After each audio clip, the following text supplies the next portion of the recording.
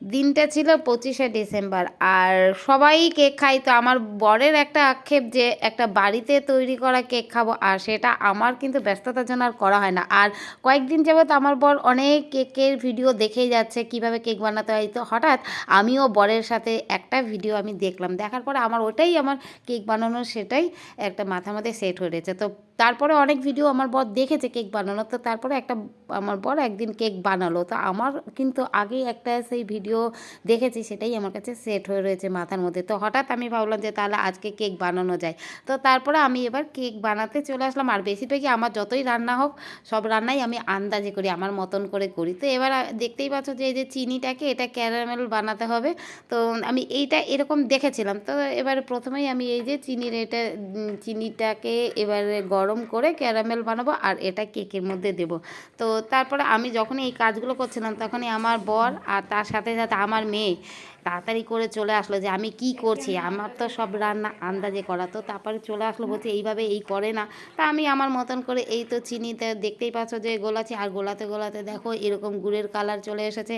এবার আমি ভাবছি কি জানি এটা ঠিক হচ্ছে নাকি। তো মেয়ে এই দেখেই চলে এসে বলছে এইটা একদম হয়নি, আর পুড়ে যাবে, এর মধ্যে জল দিতে হবে। তো যাই হোক, এবার মেয়ে যা বলে, এবার দেখতে পাচ্ছি এখানে দুধ দিয়েছিলাম আর তার সাথে সুজি দিয়েছিলাম, আর তারপরে যে ক্যারামেলটা বানিয়েছি এই ক্যারামেলটা দিয়ে দিচ্ছি। আর সব আমি একাই করছিলাম, তার সাথে সাথে আমার মেয়ে কিন্তু পাশে ছিল, আমি কি করছি না করছি সব দেখছে। আর প্রথমেই আমি বলে দিয়েছিলাম কিন্তু আমি আমার আন্দাজ মতন করব, কিন্তু কি করব, আন্দাজ মতো তো করার আর উপায় নেই, যেহেতু আমার মেয়ে এত রান্নার প্রতি এত এক্সাইটেড থাকে যে আর কি করছি না করছি না আমি ঠিক মতন করছি না।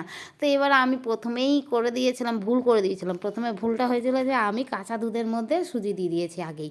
তারপরে তো এবার দেখতে পাচ্ছ কিছু আমি কাজু কিশমিশও দিয়েছিলাম। তো এবারে মেয়ে হঠাৎ বলছে এইভাবে হয় না, দুধটাকে জাল দিতে হবে। তো আবারও তার মধ্যে এবার মেয়ে পরে করেছে। এবার এখন তো আমি পরপর দেখতেই পাচ্ছ যে ক্যারামেলটা দিচ্ছি আর পরপর এইভাবে মিশিয়ে যাচ্ছি, কারণ এরকমভাবে আমি ভিডিওটা দেখেছিলাম। তো কিছু কিছু ভিডিও আমার মাথার মধ্যে রয়ে গেছিলো। তো এইভাবে দেখো আমি এইভাবে আমি ক্যারামেলটা দিয়ে দিয়েছি, এবার রেখে দিয়েছিলাম কিছুক্ষণ। তারপরে আবার মেয়ে এর মধ্যে আবার অনেক কিছুই করেছিল, জাল দিয়েছিল দুধটা। তারপরে দেখো আমি সাদা তেল কয়েক 3-4 চামচ আমি দিয়েছিলাম।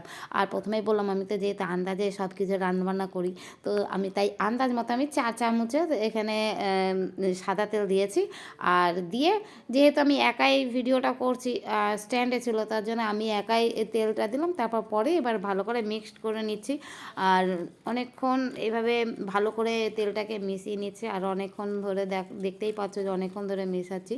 তো এইভাবে মেশাতে মেশাতে অনেকক্ষণ ধরে আমার মেয়ে তো বলছে এত পাতলা করে দিয়েছো, এর মধ্যে তো তোমাকে অনেক ময়দা দিতে হবে বা আটা দিতে হবে। বর বলে যাচ্ছে আটা দিতে হবে, এদিকে আমি বলে যাচ্ছি আটা ময়দা কিছুই দেবো না। কিন্তু দেখছি যে এত পাতলা হয়ে গেছে যে না, কিছু না দিলে উপায় নেই, এত পাতলা হয়ে গেছে। জানি না তারপরে সব কিছু করার পরে যদি এবারে যদি করতে যাই, এবারে ব্যাটারটা যদি না হয় আমার আন্দাজ মতন, তারপরে অনেকক্ষণ পরে ভাবলাম, তারপর বললাম না ময়দা একটু দেওয়াই যাক। তো তারপর দেখো দেখতেই পাচ্ছ ময়দা দিয়ে যাচ্ছে আর গুলিয়ে যাচ্ছে, আর দেখে যাচ্ছি শুধু কাজ করছে আর দেখছি তো পাতলা হয়ে গেছে।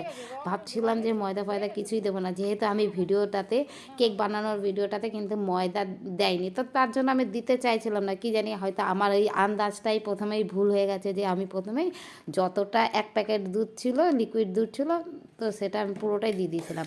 আর সুজিও আমার এর আগে একদিন বললাম যে প্রথমে যে আমার বর একদিন কেক বানিয়েছিল, তো সেই সুজিটা ছিল ওইটাও দিয়ে দিয়েছিলাম আন্দাজ মতো। তারপরে এখানে ভ্যানিলা এসেন্স দেওয়া হলো, যেহেতু প্রথমেই বললাম যে আমার বর একদিনকার এর আগে একদিন কেক বানিয়েছিল, তার জন্য কিছু ইনগ্রিডিয়েন্টসগুলো ছিল, সবই অলরেডি ছিল। আর তার দুধ আর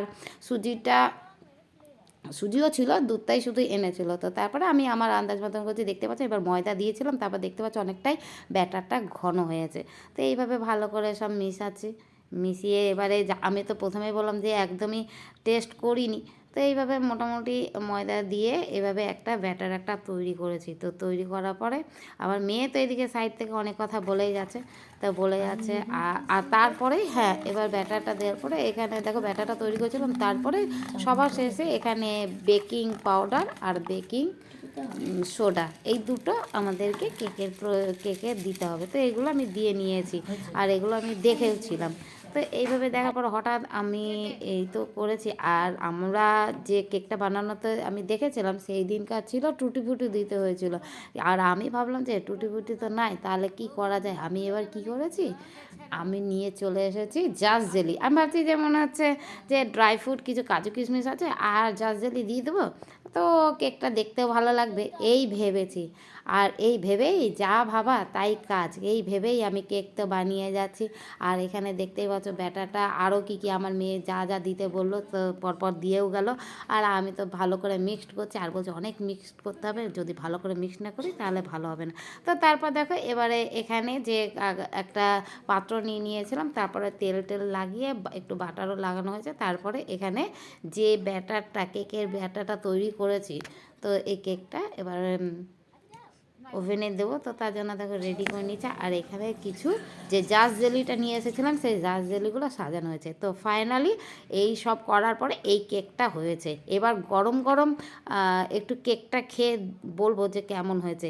এবারে যখন আমি কেকটা কাটছি মনে হচ্ছে যে জানি না, এখানে মনে হচ্ছে শিলাবৃষ্টি হয়েছে এরকম আমার লাগছে। আর আমার ভুল হয়েছিল যে আমি জাস্ট জেলিটা দিয়েছিলাম। এবার গরম গরম কেকটা কাটছি আর কেটে এবার খেয়ে বলবো যে কেমন হয়েছে। আর যখন আমি কেকটা কাটছিলাম গরম, তো তা অনেক জোর জবরদস্তি করে কাটলাম, পেছনের কাগজটা উঠে এসেছিলো। তো এবার খেয়ে বলবো কেমন হয়েছে। খেয়ে দেখছি মিষ্টি তো কিছুই হয়নি, এত কম দিয়েছি আর আমার কাছে একদমই ভালো লাগেনি। হ্যাঁ কিন্তু পরে কিন্তু আমার বর যখন, আমি তো একদিকে খেয়ে বলছি ভালো হয়নি, এরপর আরেকটু ব্যাটার ছিল ওটা আমরা ঠাকুরের জন্য করব। তো এমনি সফট হয়েছিল কিন্তু মিষ্টিটা এতটাই কম হয়েছিল। আর আমার আন্দাজের কেকটাতে একদমই আমার ভালো লাগেনি, কিন্তু আমার বরের ভালো লেগেছিলো। আর এখন যে বর যে কেকটা খাচ্ছে এটা হচ্ছে ঠাকুরের জন্য পরে বানানো হয়েছিল। যখন যখন আমি দেখলাম প্রথম কেকটাতে একটু মিষ্টি কম হয়েছে, তারপরের কেকটাতে একটুখানি মিষ্টি দেওয়া হয়েছিল। আর এটা ঠাকুরের জন্য দেওয়া করা হয়েছিল। তারপরে পরের দিনকার সকালবেলায় ঠাকুরকে দেওয়া হয়েছে। তারপরে আমার বর খেয়ে বললো যে ভালো লাগছে। আর আমার বরের যে কোনো কেকই ওর ভালো লাগে। আগের দিনে যে একটু চিনি কম দেওয়া ছিল তাতেও আমার বরের খুব ভালো লেগেছে। তো ফাইনালি আমার বর এই বছরে 25শে ডিসেম্বরে ফাইনালি কেক খেতে পড়েছে, ওই জন্য অনেক খুশি।